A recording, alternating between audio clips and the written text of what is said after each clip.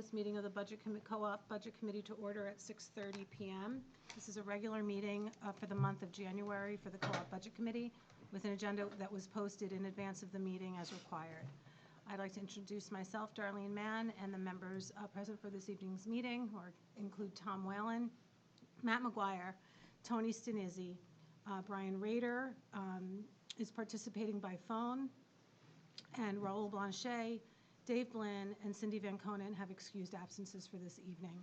I'd also like to introduce the district's BA, Kelly Seeley, and the Co-op School Board Chair, who's present this evening, Holly Babcock. If you could all join me for the Pledge of Allegiance.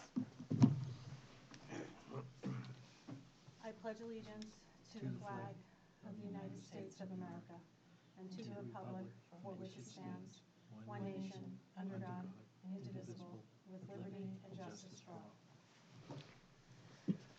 So Brian, if you could just confirm for me that it's you're not able to participate in person this evening and you can hear the proceedings? That's correct. I have a cold, so I can't participate directly, but I can hear you fine. Okay, we're going to all speak up this evening, and so just let us know if you're having difficulty, and we'll speak a little louder, and I'll move my phone a little bit more to the center of the room. Brian isn't participating by Zoom because that form of meeting was part of an emergency order that's since expired, and while there's legislation that will allow in the current being considered up in Concord, to my knowledge, nothing's been passed that allows us, any member, to participate by Zoom at this point, and so we're going with by phone. Since Brian is participating by phone, any votes we take this evening will be by roll call. And I think those are the basics. So at this point, I'd like to ask if there are any agenda adjustments this evening. Seeing none, I'll appoint Tom as our meeting observer for tonight and ask for an approval of the minutes, motion to approve the minutes from our December meeting. From Tony, seconded by Matt. I don't know if there are any comments. Raul submitted a couple of clarifying points, nothing that's really material. So if at this point, if there are no other comments, I'll call the vote. All those in favor of the minutes from December, Tom? You have to say aye. You have to. Aye. Tom, yes. Darlene, yes. Matt? Aye. Yes. Yes. Tony, yes. Brian? Yes. Great. So it's 5-0. We have no public present this evening, so we'll move straight on. I always love this part of the meeting because we make up all kinds of time. We'll move to the financial update. Kelly shared with us the financial report that was included in the last board packet. So Kelly, if you could run us through our current position? Yes, I will. Be happy to do so. So on the expense side of things, we have a positive balance of $251,000, and a couple of things to note there are under the heading of regular education, we have a negative balance, and that's primarily due to staff coverage for leaves and substitutions. A lot of that is COVID related. And then we have a lot of unfilled para positions, which accounts for a lot of the savings you're seeing in the special education line. In the co-curricular program line, we have savings in athletic transportation and extracurricular activity stipends. So is that because we're not participating in as many activities? Everything still isn't up and running to a full schedule yet. I was just going to say that's 100%, I would say, due to not being 100% back to normal from COVID. And for instance, the extracurricular activities, they're not going to Washington, D.C. this year, again, as far as I know. And I think there are, some limited schedules on athletics still happening. And then I guess the biggest notable moment there is under benefits. We're seeing savings there due to hiring, different individual choices for health insurance, but savings also in FICA and NHRS. And we are also seeing savings in workers' comp and unemployment insurance. And then on the revenue side, we are benefiting from a couple of dollars that we weren't expecting to get. Primarily, one is the health insurance, the health trust surplus that we have been, all three districts benefit from that. And that amounts for the co-op to $180,000. And then special education aid is $22,000 more than we anticipated. And then we're still seeing that flip in food service where we're getting a lot more in federal revenue and very little in food service sales locally, and that's primarily because free lunches are still free right now. So any additional a la carte items or second lunches and things like that are what's accounted for? Yes, any revenue you see there is a la carte, yeah. And maybe some catering from the schools and whatnot.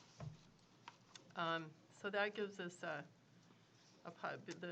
expense and the revenue together gives us a unreserved fund balance estimate of $695,000, which will cover our maintenance trust and special ed trust in the FY23 budget of $200,000 and $25,000, as well as our placeholder for retained fund balance. So all in all, we are projecting a fund balance that would be returned to the taxpayers of almost $300,000. Any questions?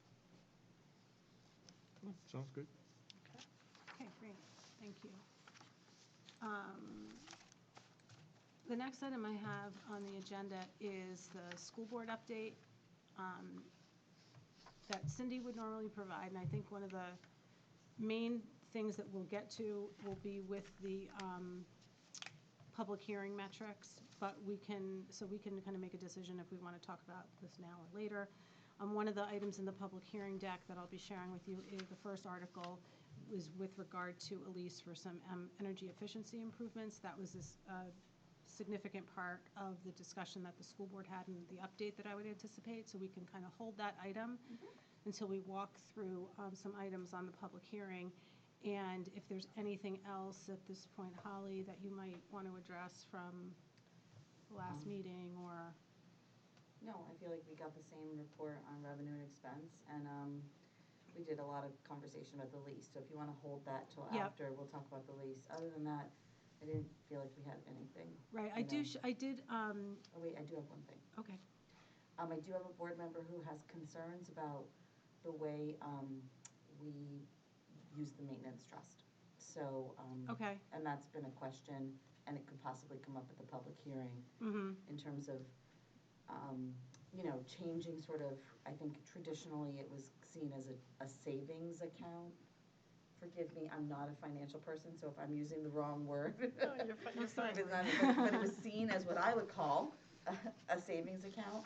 And it seems like we're transitioning to more of using it as I want to say, placeholder for items that maybe we don't prioritize over the course of the year, but we know that those are coming. And so a way for the taxpayer to see that if we have a surplus, this is what we would spend it on, but if we don't have a surplus, then we won't spend it. Is that a pretty accurate layman's way of looking at it? Yeah, kind of. I mean, I know I shared a link to your last board meeting with everyone because I thought the conversation on the lease and the options was it was important to kind of hear firsthand or secondhand at this point how your conversation went. And right before or right after was that Right.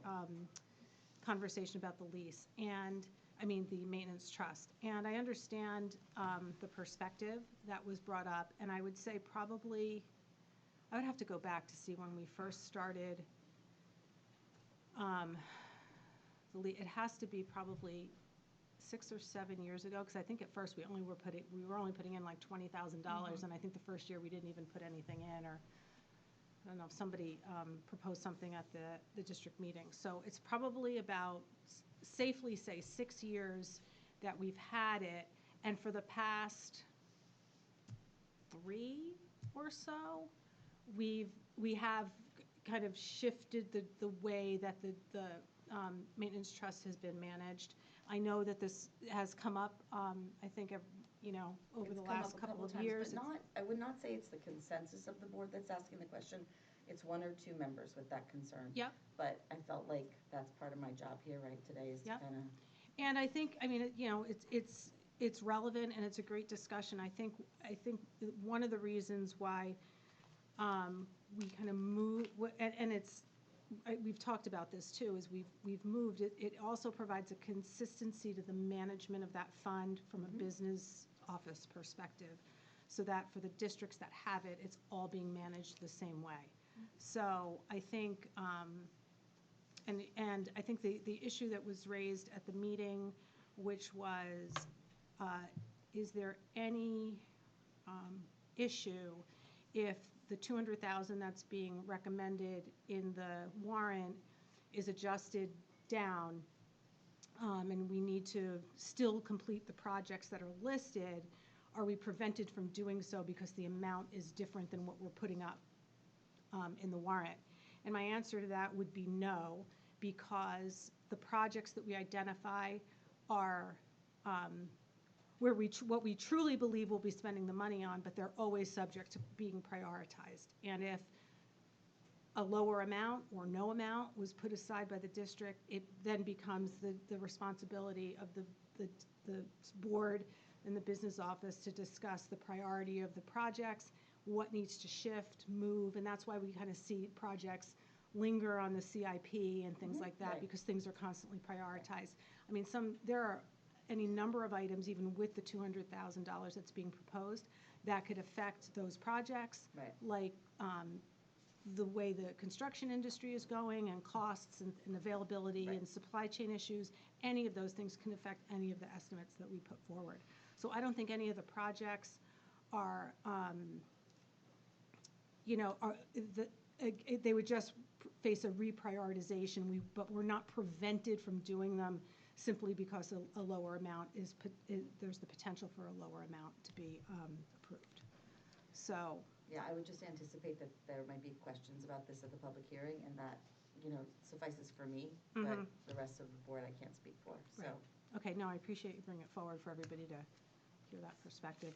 And just as an FYI, and I did share the link to the board packet as well, there was really great information at the meeting about like test scores and things like that. So as you see news reports that talk about, taking test scores across the country or in the state, it's really, Gina Bergzog put together a really nice deck of materials that show where the district is and how we've really been able to maintain and in some cases improve at not only the co-op level but also at the K-6 level, because the Hollis School District had a similar presentation.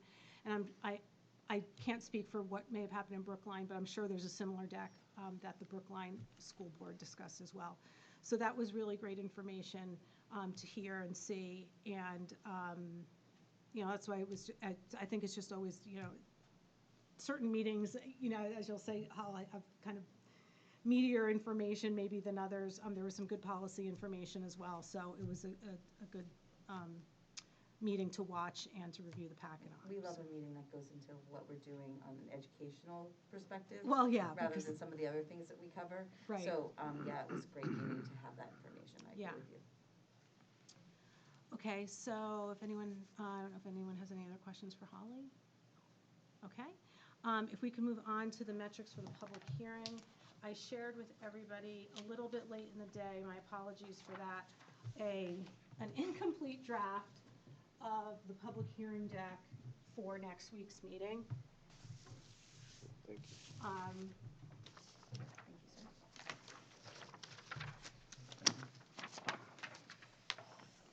I'll just reiterate that this is draft preliminary, not for posting, and is incomplete. So with all of those parameters, we could have a little discussion about what I planned on presenting at the public hearing, and we can, talk about if we think there's, other different, better information that needs to be shared.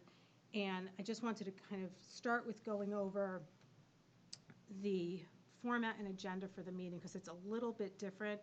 Usually when we have the public hearing, it's a, it goes straight over the warrant itself. But I, after listening to last week's meeting, realized that there might have been other public hearings posted. So we'll be doing a public hearing on one of the petition articles for SB2. And since a lease is being proposed, we need a public hearing on that. So that's going to take place as well. Was there a particular order that we were going to do them? Yes, I believe, I think the lease is first The at lease is 6, first. and then 6:15, the SB2, and 6:30 would be the public hearing, Okay, so we're starting. which, those could be estimated times based on the discussion. Right, but the first one is scheduled for 6 Yes. o'clock. Yes. Okay, so we'll make sure everybody's aware of that. Now, since we're running and we'll post and be running a budget committee meeting, I have the budget committee deliberation of articles. I'm assuming the school board might do the same thing, see if we have any other administrative business and move to adjournment. I usually start with a summary of the warrant from a financial perspective that identifies the amounts that are listed in each article and a percentage increase from the prior budget. Kelly, I included for the lease, and we're going to get to Article 1 shortly, Right. the 186,630, because that was the amount approved by the school board at your meeting. So I made the adjustments to the total budget and based on that. Right, that number will actually change, but. Okay. Great. Glad we're having this conversation. I then move into just a quick overview of the budget distribution, like from a pie chart, to just, because, some people just, view information and consume it in a different way. It just breaks down the distribution of the proposed budget. I did give a, few comments about overall student enrollment, the projected trend over 5 years, and then the distribution of, and the composition of the enrollment and how it splits between Hollis and Brookline. Give a brief discussion about tax effort, because I think it's important for people to realize that although we're approving a budget through the warrant, what we actually raise in taxes is an amount significantly lower than what's approved by the budget. There'll be a chart, the tax effort impact chart that says revise on it has not been updated for the current tax bills that just went out, so that has to be updated. But again, just gives an overview for people of where we are compared to where we thought we were going to be. I believe in both cases, from a co-op perspective, I'm pretty sure FY22 comes in lower than what we originally estimated. I move on to a discussion about revenue and state aid, and the most important things that I'll be pointing out there are the reduction in both. One of them, the revenue reduction, is going to be due to the change in the unreserved fund balance. We returned a significant amount of money to the taxpayers in June, and we are not anticipating doing that, and that has the result of being a reduction in revenue, which increases tax effort because we're not lowering the budget by as much money. And then, and then on the state aid side, again, just talking about what is happening with state aid between each district, each town, and what's anticipated for next year. I will very briefly mention the shift between the statewide educational property tax and the adequacy grant without going into too much detail at this point, but basically to just discuss that there's a switch because of a change in legislation. But in the net grand scheme of things, the district itself is still looking at a reduction in state aid. So with the reduction in state aid and the reduction in revenue, those have the impact of raising the more money that needs to be raised through taxation. Is it your opinion on that that was represented correctly? Because that, remember we talked about that before, kind of being a shell game. We're just gonna move the money around, but it was supposed to be, So- a lowering of the taxes in the community. Yes, so it is a lowering of the statewide educational property tax, which Okay. each community pays separately. If you look, so it is a reduction to that rate. And the plan was that adequacy aid would make up that difference. And the state is anticipating doing that. However, we're looking at this point, an estimated reduction in our enrollment. So until the state makes some other kind of decision on how to manage that, the lion's share of what we receive in adequacy is based on our current enrollment and our anticipated enrollment. And because that's anticipated to go down, that piece of adequacy reduces as So, well. so we're impacted negatively because of a different metric. Yes. Okay, Mhm. understood. So $200,000 comes out of the budget, back to our Yeah. taxes. So the next chart was the drivers of change in, that should say FY '23, tax effort. And then to break down what things are driving the changes that we're seeing. So there's a budget effect, the revenue effect I just mentioned, and then the effect of state aid. So this just talks about directionally, what happens, what the impact is to tax effort, and I'm going to be calculating for each town what the impact to the tax rate is. So for example, like a budget increase of $1.2 million has to be apportioned between the two communities, and then that has a tax impact. So I'm anticipating identifying the Hollis and Brookline impacts for each of those components on that chart. Again, just a different way of looking at it. Rather than looking at a composite, you can see that there are, three main things that are driving it, and 60% of what's driving the change in tax effort and tax rates is not budget related. The next chart is an overview of the increases, just again in a big numbers chart of changes. A view of the distributions and metrics that are used to calculate apportionment and what the result is. So if we had a 54-45 split in ADM, a 67-32 split in EV, we would apportion the budget at a 55 to 44% distribution. But after state aid is applied, the net result is Hollis is responsible for 57% of the tax effort and Brookline for 43%. So that's what this is intended to show.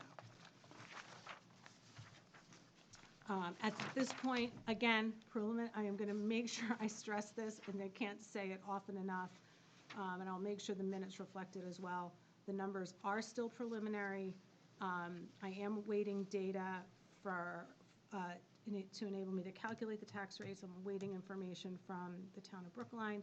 Kelly got me some updated information on enrollment that I'll be looking at. So all of those things impact the apportionment formula and how the numbers are distributed. The next chart just breaks down what will eventually be the apportioned amounts between Hollis and Brookline and the resulting tax impacts. So I usually get through that in about 10 to 15 minutes, and then we move on to the public hearing. And we have 6 financial articles. And the first one is the lease agreement for the energy, I don't know what to title this, energy efficiency lease. Do we have a recommended title? Not really. I mean, I struggle with that as well. So Okay. I think that's good. yeah. Energy efficiency lease, great, that's what we'll be talking about. So, at the school board meeting last week, there were 4 options presented. They were included in the board packet. And, just want to see if I can.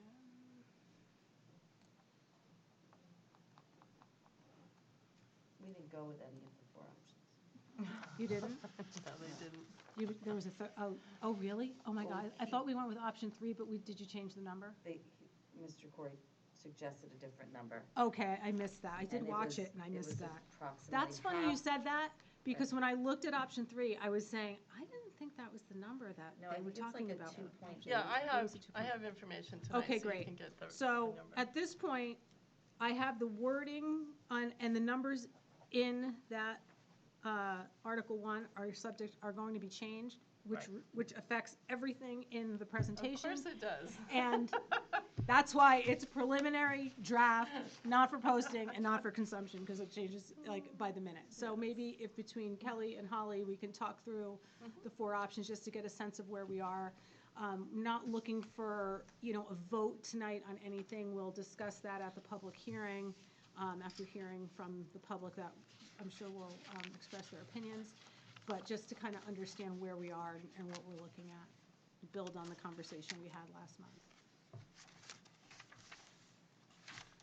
You want to do that right now? Yeah. Okay. I was just looking for my paper on the 4 options. Here we go, or 3 options, I guess. No, 4 options. Okay, so first let me just give you this information. You don't necessarily need to look at that right now.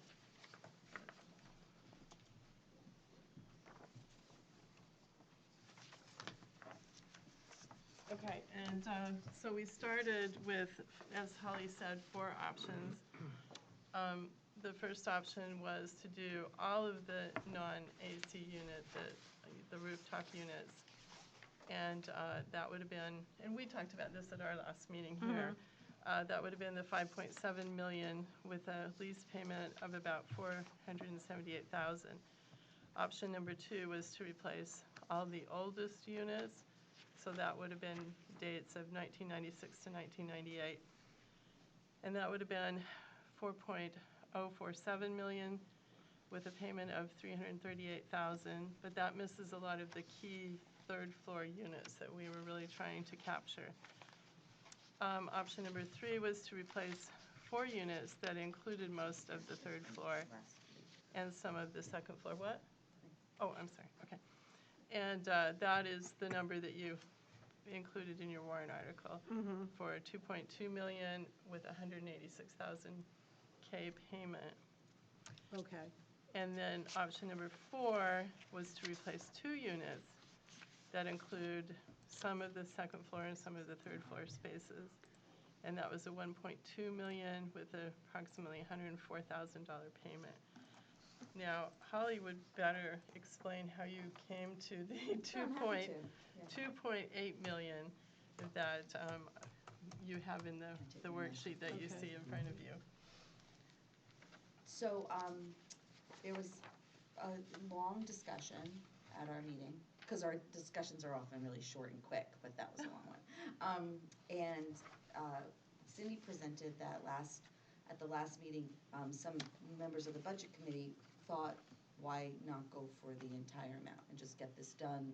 Money's cheap, it's easier and it's cost less over time to do it all at once. And so that got people thinking about that as a really good option.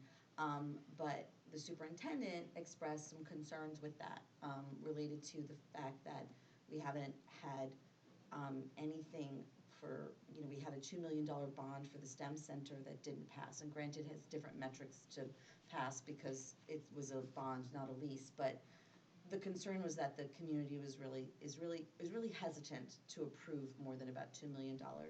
I think he had some concerns about just being able to get it done, and concerns about just the general, that's a big number, 5.7, and he had some concerns about the fact that we have some other things that might be coming down the pike and asking for 5.7 and then asking for more. So there was those kinds of concerns brought to us, and then there were members of our board who really felt like, and one other concern was that the superintendent looks at all the districts. So he looks at what's being asked for in Brookline and what's being asked for in Hollis and what's being asked for at the co-op.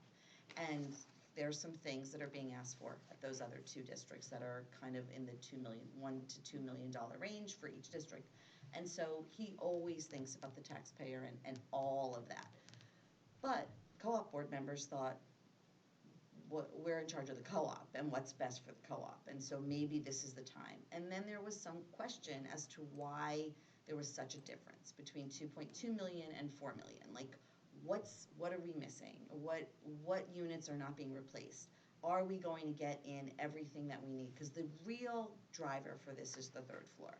The third floor is arguably, like, it's just sweltering hot. And so there were concerns that does number 3, which you guys don't have it in front of you, but it was in our agenda, the 2.29 million, or 2.229, was it gonna get us everything we wanted? And to be honest, there wasn't this kind of information. Right. So what we did to come up with that number was suggested by the superintendent, take the 57 and cut it in half.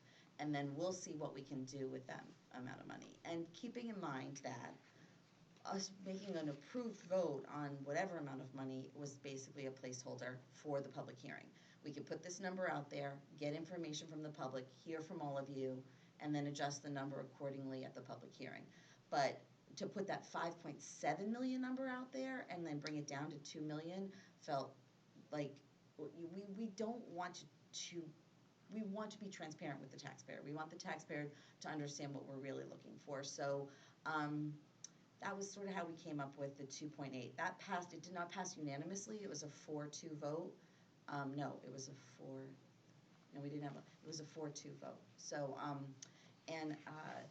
it was definitely some people really felt like we should go for 5.7. And some people just felt like they didn't have enough information to vote in the affirmative. So I think now this will be at the public hearing, and this is more information, and I feel like the board will have, more solid information to go on. Sure. So that's my summary. So then, turning to this document, this was created by our facilities director, Lance Finnemore. He did a great job on this, and he's color-coded the units and where they are in the second and third floor, so you can understand what kind of coverage there will be by replacing these particular units. And we fit these units into the amount the board approved as close as we could.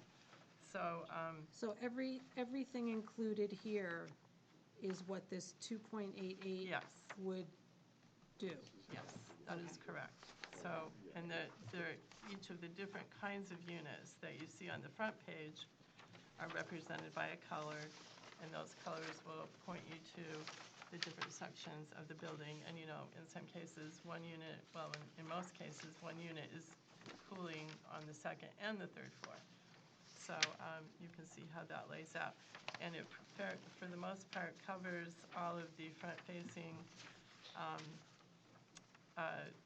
classrooms, and we were trying to focus on instructional spaces in both the second and third floor. And then, some of these are sort of random, but that's the unit that represents.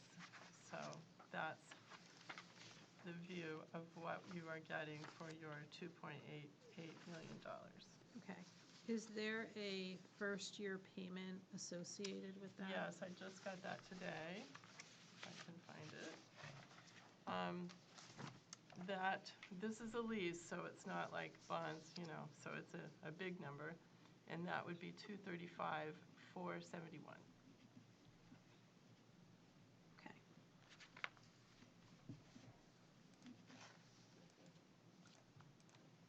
And I'll be happy to answer any questions as far as my engineering brain will Just do.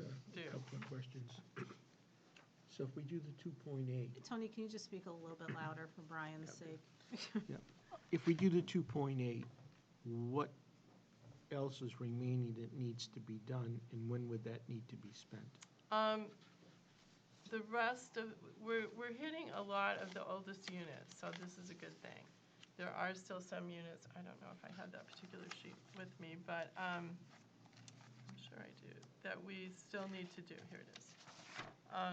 So there's first floor, we're not even touching that at all with several of the units. And that really is the biggest part. I mean, obviously the gym and the mini gym are not done, so that would be spaces that are not cooled. in this proposal, but I'm not sure they are the priority. I don't think there's really any big priorities that we're missing with this plan.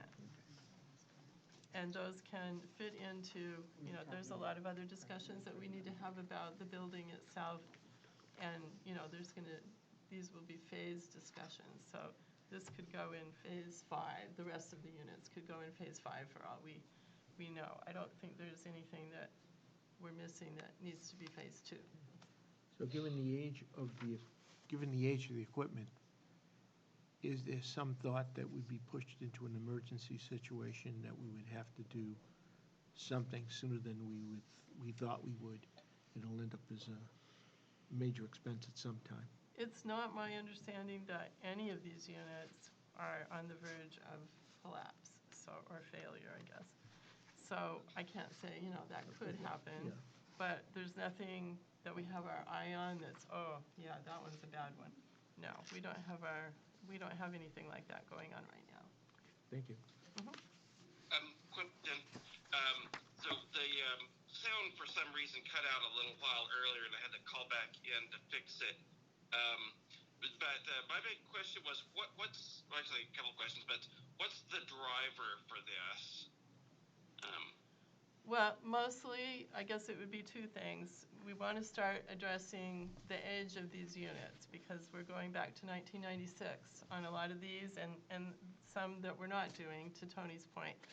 And then also the comfort of the second and third floor are pretty outrageous during certain times, and it's really starting to affect the quality of instruction. All right, thank you. Mm-hmm. Right, this is strictly just like cooling and dehumidification. Yes. So I guess in the wintertime, like when the heat's on, are these units used just for air circulation to help keep that type of, whether it's air filtration? Yes, I and just believe air so. movement as well?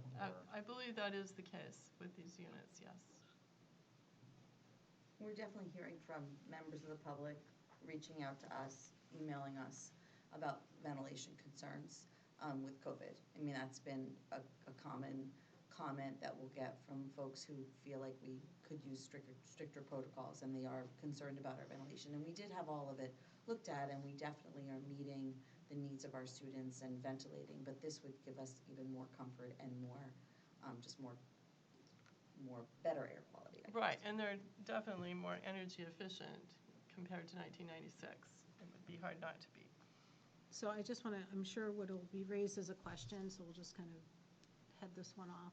I think people are aware of a lot of the federal funding that's available, and I think I would just like to make a clear point that the level of funding the co-op received does not enable us to use that funding to cover a project of this magnitude. We can't even make the first payment. Correct. So I think in total, I'm not sure that the district received the amount of the first payment across all of the different funding mechanisms, but just so that people understand, because of how that funding is distributed for the co-op, we're not looking at the levels of federal funding that other districts are looking at. Certainly not. Just quick, I'm sorry, I don't want to go, but No, go ahead. the auditorium is not cooled in any way, right? No, it is. It is currently, It it is currently Yes. cooled. Those very squeaky ones. Okay, I couldn't remember whether it The was. squeaky thing. Another question. Oh, it says it's a 15-year lease for them. So what's the estimated lifespan of these units? Well, the ones we have now are from 1996, so I think you can get a somewhat equivalent amount of life out of a newer edition. So that would be like 25 years-ish. Yep. Okay. With 15 years lease on it. Mm-hmm. I guess what happens at the end of the lease if we decide not to continue with the lease and for whatever, say, for whatever reason is no longer the better option? You mean we don't go through the whole We lease? go through the 15 years, Oh. the lease is up, Uh-huh. and say for whatever reason we decide not to continue with this company, then what? Well, if we paid the lease, then we're done. Then you own it at the end? Yes, Okay, all right, so it's Yeah. really Well, it is, so it's right. not really a lease where you have to, Yeah, I mean, so, the thing that's always funny is, at least if you don't pay, they can come back and get your equipment, but that's kind of hard to do with rooftop units, yeah, so. that's why I was asking, because when you hear, like for a car, when you hear a term lease for a car, you Exactly. expect to turn it back at the end, so, Yeah, I mean, they're probably, we should make it clear that, this is kind of like a, capital lease dollar out. yeah, Yes. at the end you own it. it's a creative funding, yes. Yeah. Well, Lease buyback. in general, I would say that I think it's a good exercise to go through, so we can cover our bases and look at options. And the option, of course, is do it all now. What do we save? What does it cost us? Or do it over time. So we've done that exercise, and I Yes. think the information is great that we have. So if anyone asks if we looked at this, well, the answer is certainly yes. Oh, yes. And I think in the context of the other energy efficiency issues that the district is looking at, I think any, further modifications kind of fall into whatever that plan is going to Oh, entail. most definitely. Whatever phases we have after this are going to have an eye towards energy efficiency and an eye towards enrollment, as we know it will most likely increase as the elementaries are starting to increase. So that is coming our way. Yeah, it's unfortunate, I know I'm deviating, it's unfortunate that the enrollment numbers, the way they're calculated, we always have questions and issues with the NASDAQ numbers, but this time around, I have to just personally say, I don't really think it's accurate in any way, shape, or form about what we're really going to be seeing. Just basically, actually, Kelly provided me some updated information. We're already higher than where we were in October by a significant amount, and it's like, it's not going to be reflected in the estimates that are out there, so. But it's coming, the wave is coming, so. Yes. Anyway, so at this point, Actually, I had just one other question. It was mentioned that this is like the first phase of a multi-phase project. I haven't, or at least I don't remember seeing anything detailing what that is. What are the multi-phases? What other things are projected? Do you have something that could be sent? No, we do not at this time have that. We're working on those things, but we don't necessarily have the entire plan mapped out. This was more a reaction to an immediate need and requests from our public and our staff and our students. So this ended up being the perfect phase one to a project that hasn't completely been fleshed out yet. Okay, thank you. so is there, so with regard to the 4 options, is there a $5.7 million view anymore? So we have a $5.7 million view, a $4 million view, a 2.8, and a 1.2. Right. So this is all the detail information for the 2.8, 2.9. Yep. Is there a $5.7 million view, or have we really kind of come back and said, this is the direction we want to go in, and we'll abandon the 5.7? No, I think the 5.7 will be rolled into the other phases. So as I said, because a lot of those units are not necessarily super priority other than their age, Right. they could, maybe that's a phase 4 or a Okay, phase 5. so at this point, we're really moving forward with saying the 2.9 Yes. is the view that we're going to put It out is there. the most immediate need that we Okay. have right now. I think that's where we landed, but I'm not sure that people won't ask. Well, I'm not sure that absolutely. people in the public or that the board won't ask for further clarification as to what we would get if we spent 5.7. And I think the answer is all the units get taken care of. But I Absolutely. feel like the board was specifically concerned about not having this level of detail for each possible. Yeah, we don't Option. have that level of Right. detail. I guess we could get that, but it would take some more work, Yeah, for sure. Kelly, I think what you've put together might answer. I'm just preparing you. It's Sure. a week away. There might be further questions Okay. on this. Good to know. And we'll see. I mean, it is the public hearing, and we are going to vote that night on Right. whether or not we're going to put it on the warrant. So, Okay, all I right. mean, My only concern would be is that we're looking at 5.7 now. And if we look at this sometime out, does that 5.7 go to 6.7 or 7.7 because of the cost of money and so on? Well, it very likely could, but some of the units that you're talking about replacing are ones that are in good working order right now in terms of cooling. So for the instance, the auditorium, Yep. there's a couple of classrooms that have cooling. So that 5.7 includes those. I'm not sure you want to replace things that are in good working order now, even though the cost may increase down the road. And I don't know how many people would be in favor of cooling the gym and the mini gym.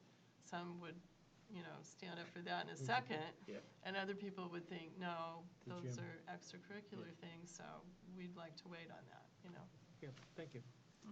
Okay.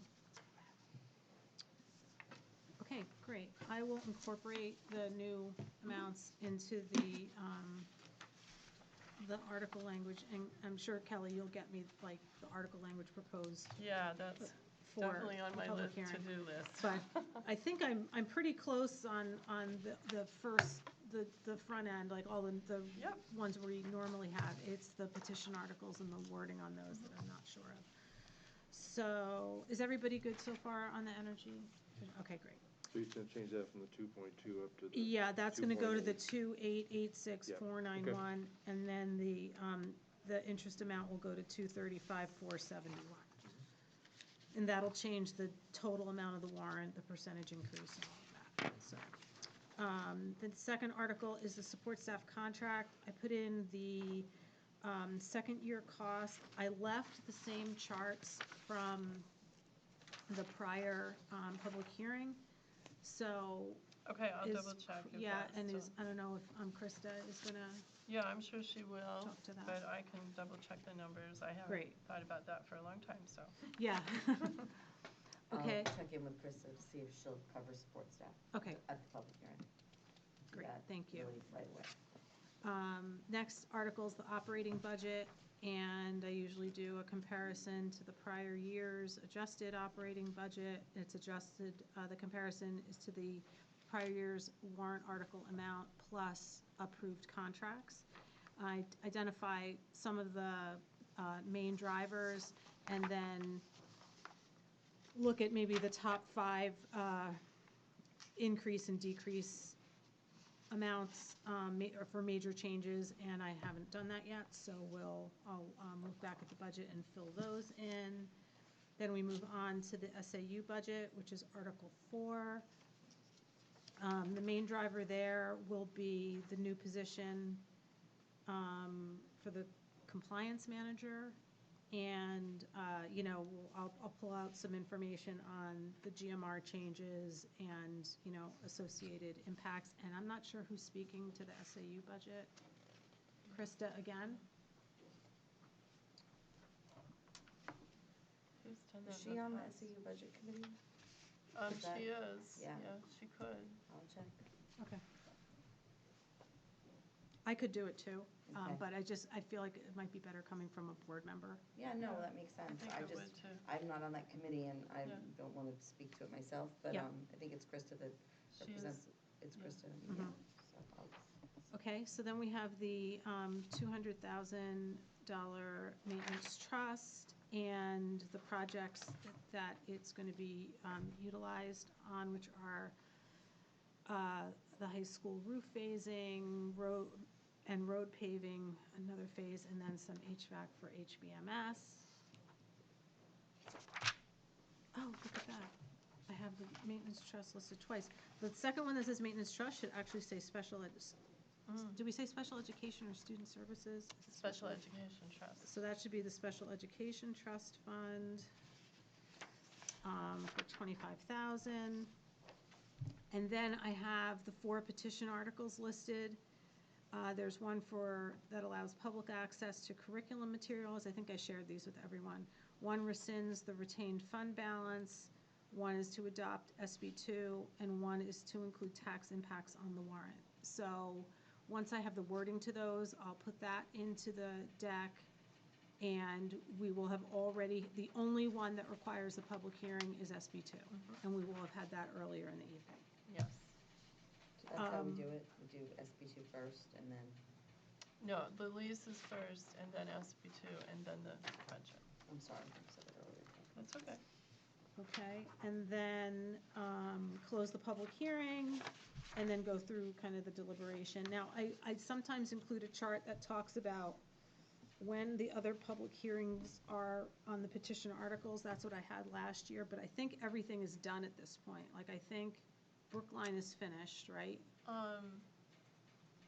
No, I think, no, they have, at the deliberative, before the deliberative session is the SAU withdrawal study committee has to have a public hearing. Okay, so maybe you can get me the date for Yep. that. It's February 7th. Okay. And then we will have done SB2. So I'll just make a note of that one for the SAU withdrawal study committee. And if we get one tomorrow, is tomorrow the last date of PWAs for the co-op, or? No, I think actually it's something like the 14th because of the number of days from the annual meeting. Okay. So it's not yet arrived. Okay. And so that's all I have. Does anyone think there's any other information that needs to be shared or explained? Okay, great. I do, actually, I skipped over it, but we do have the rules for public input, identifying the time you're allowed to speak. We'll have a timer to notify people when they're getting close to their, time and whatnot. Okay, great. And, if no one has anything else for the public hearing, I'll just move on to the last agenda item that I have is pending legislation. I shared with everyone a document that I presented at the Hollis Budget Committee meeting a couple of weeks ago. It just identifies some of the upcoming legislation, and I think I shared with everybody the handy online public input form that the legislature has. So it's difficult to keep up with over 1,000 pieces of legislation and the several hundred that affect school districts. I'll do my best to, kind of look over and see some of the ones that I highlighted that specifically address the co-op or kind of financial issues. The one I sent to everybody, I sent the link with the, explanation that you can choose to identify yourself as an elected official or not. It's completely up to you, but just the reminder that because the Budget Committee hasn't taken a position on any of these pieces of legislation, that any input your position or any input you provide is strictly personal, and you're not representing the Budget Committee if we haven't taken a position on a specific piece of legislation. So you can feel free to look at the list if you've looked at it already. If you think there's something that we should take a position on as a Budget Committee, that's fine too, and then we can give input on it as a Budget Committee. But it's just there to kind of share some information of some of the highlights and issues that are kind of at the forefront up in Concord. And they range from, funding the educational funding accounts for students that are no longer in the district, some that are tabled, some that weren't, NHRS, a portion of NHRS being funded from the state as opposed to all through the district. Different aspects of co-op withdrawal are reviewed. There are a lot of things. Even, as I mentioned, something about participation by Zoom for boards and committees and things like that. So there's a lot of information. As I said, I'll keep you updated when I can. Brian will help me with that. And yeah, we can just go from there. If you have any questions, please let me know. The New Hampshire Legiscan website is excellent for identifying all the bill texts and, who's putting what legislation forward and timeframes and calendars and everything, so. Any questions? Okay. Good information, that's a lot, Yeah, there was a lot. There's a lot going on up there, so. a number of legislative things going through right now. Yeah, they said it was a record year Yeah. for You- the it's number about of double, yeah. LSRs that were put forward, so, In general, or just related to schools? in general, Education was double, Education was double? yeah, wow. also. That's a lot. So just a reminder that our public hearing is next Wednesday, the 2nd, starting at 6 o'clock. I'll make sure I get an email out to everyone tomorrow for those that aren't here to remind them of the earlier start. Location is Here, here, okay. and, I think I'll include on the chart, I'll include the dates for the, Brookline deliberative session, that petition hearing, Brookline, Hollis's public hearings, because we're the first one, well, outside of the deliberative, I know that Brookline already had the first phase in January, but we'll get those dates on so that we can just, talk through those as well. Chris is fine to do those presentations, but you'll put together you'll update the slides, is Yeah. that right? So she won't have to do that, Mm-mm. so, and then she can just take a look at it and Yep. speak to them. Yep, she's good. Okay, perfect. So anyone have any other questions or concerns at this point? Process observer, you get the awesome job of talking about how quickly this meeting is over tonight. We Well, are so ahead of schedule. I think due to your typical organizational behavior, this has been a very efficient and very well-run meeting, very informative at the same time. Great, thank you. And, I guess experience rules, so thank you. Okay, so with that, I will take a motion to adjourn at 7:28 PM from Tony, seconded by Tom. We do have to do a roll call. Tom? Aye. Darlene, aye. Matt, Matt, aye. Tony, aye. Brian? Yes. Yes, great. We're adjourned. See you next Wednesday. Thank you.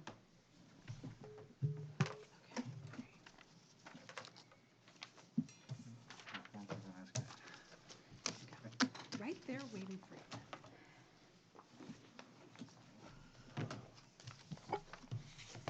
That's very helpful, Kelly, thank you. Yeah, this was Yeah, great. Thank you, appreciate it. All my paperwork is in for the